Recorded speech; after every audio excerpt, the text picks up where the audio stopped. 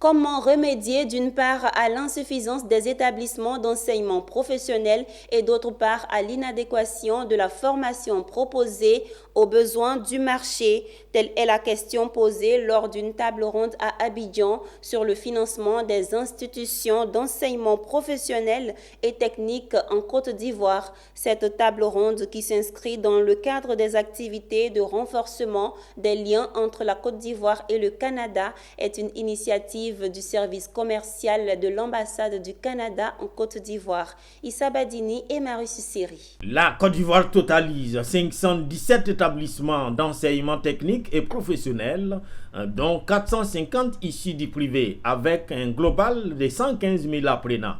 Dans un pays de plus de 25 millions d'habitants qui, en moyenne, sort de ses lycées 100 000 bacheliers chaque année, il faut davantage pour contenir ce beau monde, reconnaît les acteurs. Mieux, il faut améliorer l'offre qui se déconnecte de plus en plus de la demande.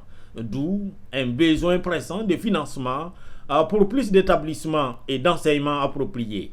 Le Canada se voit bien proposer son expertise et son portefeuille. La preuve, cette table ronde de ce jour dont le thème est financement des institutions d'enseignement professionnel et technique, cas de l'industrie attractive et les TIC, initiée par la section commerciale de l'ambassade du Canada en Côte d'Ivoire.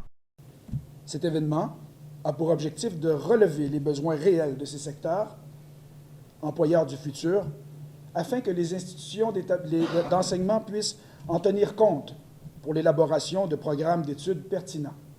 Dans la salle en présentiel ou à distance par visioconférence, le sujet est débattu par des professionnels de l'enseignement professionnel et du monde de l'entreprise. Pendant plusieurs années, c'est un ministère qui a souffert du manque de financement pour la construction d'établissements et l'équipement en plateau technique justement de ces établissements. Et ce type de table ronde nous permet effectivement d'avoir des échanges avec des partenaires. Parmi les secteurs les plus demandeurs de renforcement de la formation, les télécoms, un secteur qui constitue aujourd'hui 8% du PIB et 11% des recettes fiscales. La Côte d'Ivoire compte à ce jour 42 115 439 abonnés de téléphonie mobile pour 25 millions d'habitants.